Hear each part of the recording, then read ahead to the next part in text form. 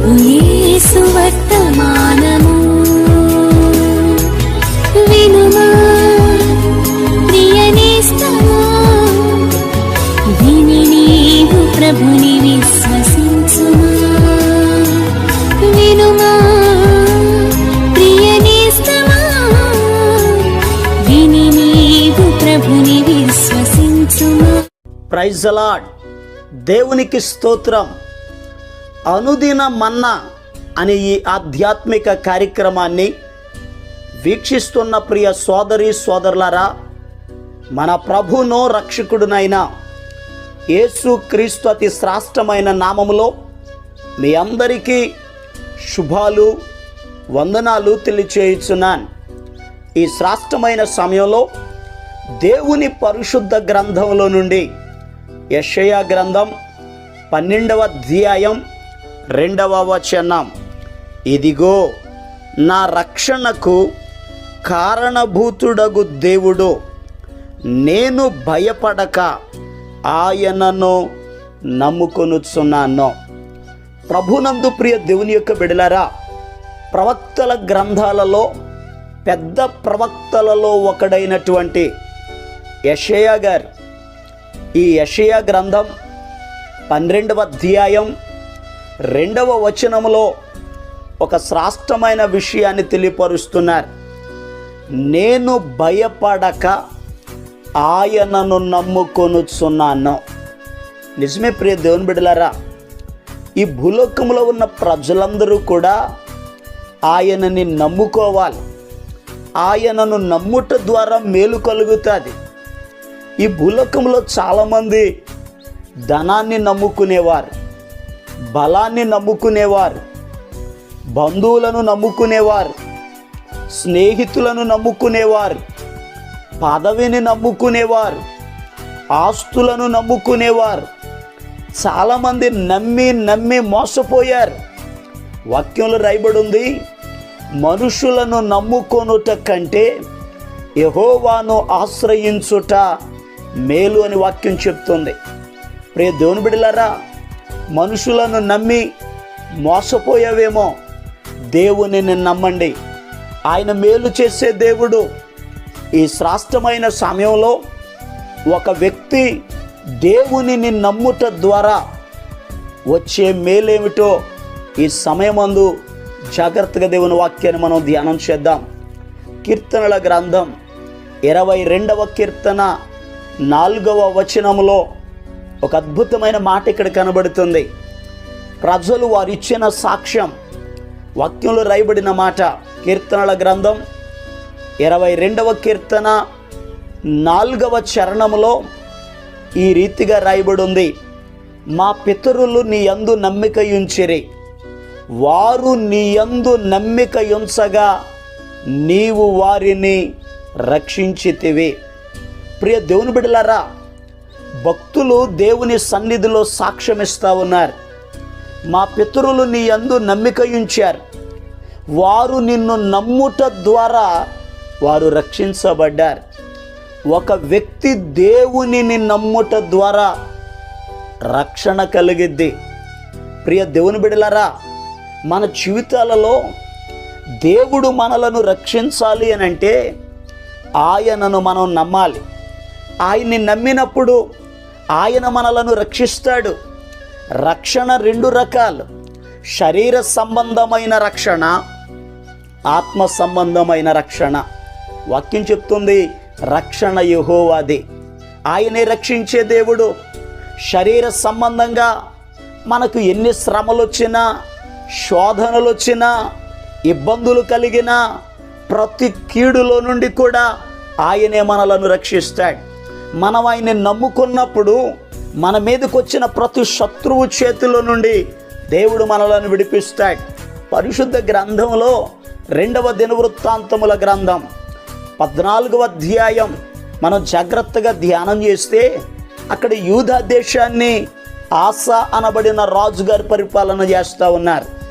ఆసా రాజు పరిపాలన చేస్తున్న దినాలలో కూషీయుడైనటువంటి జరహు అనేటటువంటి వ్యక్తి 1000 సైన్యమును తీసుకొని ఆ దేశం మీదకి యుద్ధానికి వచ్చాడు. ఆ సమయమందు ఈ ఆసారాజు యూదా ప్రజలు దేవునిని నమ్ముకున్నారు. వారి బలాన్ని నమ్ముకోలేదు, ఆయుధాలని నమ్ముకోలేదు, సైన్యమును నమ్ముకోలేదు, సైన్యాధిపతిని నమ్ముకోలేదు, చుట్టుప్రక్కల ఉన్నటువంటి రాజులను నమ్ముకోలేదు. ఆసారాజు యూదా ప్రజలు దేవునిని నమ్మి దేవుని సన్నిధిలోనికి వెళ్ళి మొరపెట్టడం ప్రారంభించారు. ఈ 2వ దినవృత్తాంతముల గ్రంథం 14వ అధ్యాయం 11వ వచనంలో ఈ రీతిగా రాయబడి ఉంది. ఆసా తన దేవుడైన యెహోవాకు మొర్రపెట్టాడు. యెహోవా, విస్తారమైన సైన్యము చేతిలో ఓడిపోకుండా బలము లేని వారికి సహాయము చేయుటకు నీకన్నా ఎవరునూ లేరు. మా దేవా యెహోవా, మాకు సహాయము చేయుము, నిన్నే నమ్ముకొని ఉన్నాము. ప్రియ దేవుని బిడ్డలారా, చాలా జాగ్రత్తగా గమనించండి. ఇలా ప్రార్థన చేశాడు ఆసారాజు.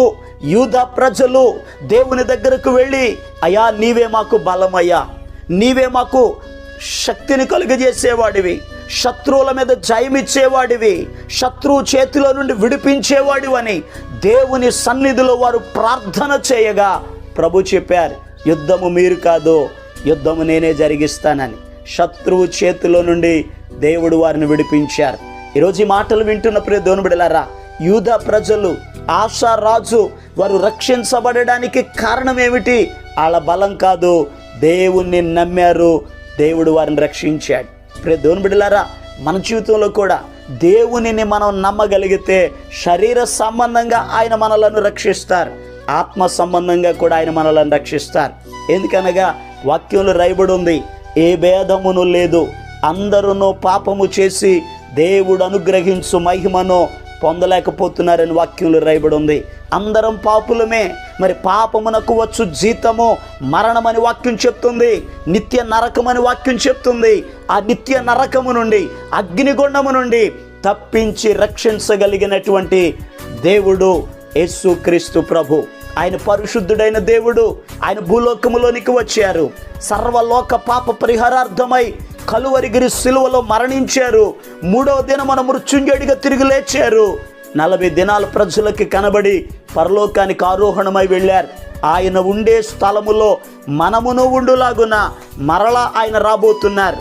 ఎవరైతే మార్పు చెందారో, మారు మనసు పొందారో, బాప్టిసం తీసుకున్నారో, ప్రభుని నమ్ముకున్నారో, ఆ నమ్మిన వారిని నిత్య నరకము నుండి రక్షించి నిత్య జీవములోనికి నడిపించడానికి యేసయ్య త్వరగా రాబోతున్నారు. ప్రియ దేవుని బిడ్డలారా, ఆయన్ని నమ్మండి. ఆయనను నమ్ముకొనుట ద్వారా ఆయన మనలను రక్షించును. అందుకే మార్తతో యేసు ప్రభు అన్నారు, మార్తా, నువ్వు నమ్మిన ఎడల దేవుని మహిమను చూస్తావని. ఆయన మహిమ కలిగిన దేవుడు ఘనమైన కార్యాలు మన జీవితాల్లో జరిగిస్తారు.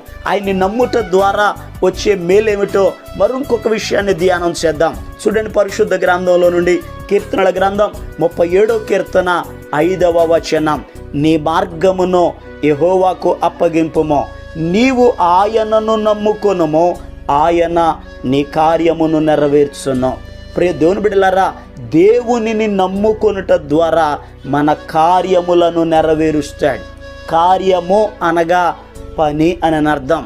మనం చేసే పనులు నెరవేర్చబడాలి, మనం చేసే పనులు సఫలపరచబడాలి అని అంటే దేవుని నమ్మాలి. వాక్యంలో రాయబడి ఉంది, నమ్ముట నీ వలన అయితే నమ్మువానికి సమస్తము సాధ్యమని వాక్యంలో రాయబడి ఉంది. ప్రియ దేవుని బిడ్డలారా, నువ్వు చేసే పనులు సఫలం అవ్వాలంటే, నువ్వు చేసే ఉద్యోగంలో అభివృద్ధి చెందాలంటే, నువ్వు చేసే వ్యాపారం ఫలభరితంగా మార్చబడాలి అని అంటే, నువ్వు చేసే చేతి పనులలో ఉన్నత స్థితిలోనికి రావాలి అని అంటే దేవుని నమ్మండి, ఆయన మీద ఆధారపడండి, ఆయన ఆశ్రయించండి, ప్రార్థించండి. దేవుడు మీ పనులను సఫలం చేస్తాడు.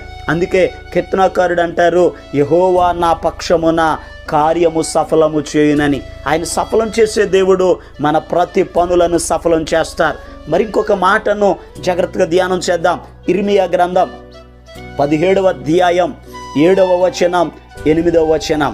యెహోవాను నమ్ముకొనువాడు ధన్యుడు, యెహోవా వానికి ఆశ్రయముగా ఉండును. వాడు జలముల యొద్ద నాటబడిన చెట్టు వలె ఉండును, అది కాలువల వారను, దాని వేళ్ళు తన్నును, వెట్ట కలిగినను దానికి భయపడదు, దాని ఆకు పచ్చగా నుండును, వర్షము లేని సంవత్సరమున చింత నొందదు, కాపు మానదు. ప్రియ దేవుని బిడ్డలారా, ఈ ఇర్మియా గ్రంథం 17వ అధ్యాయంలో యెహోవాను నమ్ముకున్న వ్యక్తిని ఒక చెట్టుకు పోల్చారు. ఆ చెట్టు ఎక్కడుంటుంది అని అడిగితే జలముల యొద్ద నాటబడిన చెట్టులాగా ఆ వ్యక్తి ఉంటారు. ఎవరైతే దేవునిని నమ్ముతారో ఆ దేవుని నమ్మిన వ్యక్తి అట భయపడడట. వెట్ట తగిలిననో, వెట్ట అనగా ఎండ శ్రమలకు గుర్తుగా ఉంది. శ్రమ కలిగిననో భయపడడు. అంత మాత్రమే కాదు, అతని ఆకు పచ్చగా నుండును, వర్షము లేని సంవత్సరం అనగా కరువులో కూడా చింతనందడో సమృద్ధిగా ఉంటాడు. ప్రియ దేవుని బిడ్డలారా, ఒక వ్యక్తి దేవునిని నమ్మితే ఆ దేవుని నమ్మిన వ్యక్తి జలముల యొద్ద నాటబడిన చెట్టులాగా ఉంటాడు. ఎండ అనబడిన శోధనలు వచ్చినా, శ్రమలు వచ్చినా, సమస్యలు వచ్చినా, కరువులు వచ్చినా, ఇబ్బందులు కలిగినా అతడు సమృద్ధిగా ఉంటాడు. అతడు సమృద్ధిగా ఉండడానికి కారణం దేవునిని నమ్మాడు. దేవుని నమ్మిన వారు ఆశీర్వదించబడతారు. ఈరోజు ఈ మాటలు వింటున్న ప్రియ దేవుని బిడ్డలారా, మన జీవితంలో కూడా దేవుణ్ణి నమ్ముదాం. ఆయన నమ్మితే ఆయన రక్షిస్తాడు. ఆయన్ని నమ్మితే నీ కార్యములను సఫలం చేస్తాడు. ఆయనను నమ్మితే సమృద్ధిని కలుగజేస్తాడు. ఈ మాటలు వింటున్న ప్రియ దేవుని బిడ్డలారా, ఇంకా నమ్మకపోతే ప్రభువుని నమ్మండి, ఆయన ఆరాధించండి, ఆయన పాదాల దగ్గరికి రండి, ఆయన వాక్యాన్ని ధ్యానించండి, మార్పు చెంది మారు మనసు పొంది రక్షించబడండి. దేవుడు మిమ్ములను మీ కుటుంబాలను ఆశీర్వదించునుగాక. మీ కొరకు నేను ప్రార్థన చేస్తాను. తల వంచండి, కళ్ళు మూసుకోనండి, ప్రార్థనలు ఏకీభవించండి. మహాపరిశుద్ధుడును ప్రేమ కలిగిన మా తండ్రి, అయా నీ బిడ్డలను మీరు దీవించండి, ఆశీర్వదించండి, ఆరోగ్యవంతులుగా తీర్చిదిద్దండి. నమ్మిన వారి జీవితంలో గొప్ప కార్యాలు చేసే దేవా, ఈ మాటలు వింటున్న బిడ్డల జీవితాల్లో గొప్ప కార్యాలు జరిగించండి. బలహీనులుంటే మీరు బాగు చేయండి అయ్యా, సమస్యల్లో ఉంటే విడిపించండి అయ్యా, రక్షణ లేని వారికి రక్షణ దయచేయండి అయ్యా. ప్రత్యేకమైన రీతిలో ఈ దినమంతయు కూడా నీ బిడ్డలు చేయుచున్న ప్రయాణాలలో, పనులలో సమస్త అవసరతలను మీరు తీర్చండి. నీ బిడ్డలను దీవించండి, ఆశీర్వదించండి. ఘనమైన ఆశ్చర్యమైన నీ కార్యాలు జరిగించమని, సమస్త మహిమ ఘనత ప్రభావాలు మీరు పొందుకొనమని యేసు క్రీస్తు అతి పరిశుద్ధమైన నామం పేరట ప్రార్థన చేసి అడిగి పొందుకొని ఉన్నాము తండ్రి, ఆమేన్. మన ప్రభు అయిన యేసు క్రీస్తు కృప మీకు తోడుగా ఉండి నడిపించునుగాక, ఆమేన్.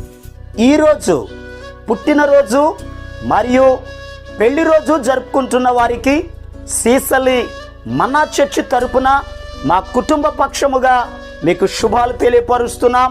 మే గాడ్ బ్లెస్ యూ. దేవుడు మీకు తోడుగా ఉండి మిమ్మల్ని ఆశీర్వదించునుగాక.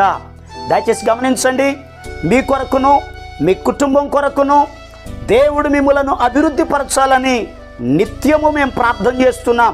ఏమైనా ప్రార్థన అవసరతలు ఉన్న ఎడల ఈ స్క్రీన్ మీద కనబడుతున్న నెంబర్కి ఫోన్ చేసి తెలియపరచండి. ప్రియ దేవుని బిడ్డలారా, అనుదిన మన్నా అనే ఈ వర్తమానాలు మీ స్నేహితులకు, మీ బంధువులకు కూడా షేర్ చేయండి. మన్నా చర్చ్ సీసలి అనే ఈ యూట్యూబ్ ఛానల్ను సబ్స్క్రైబ్ చేయండి. అందరికీ వందనాలు. ఇక్కటులు ఇబ్బందులు నిన్ను చుట్టుముట్టినా, ఇక్కటులు ఇబ్బందులు నిన్ను చుట్టుముట్టినా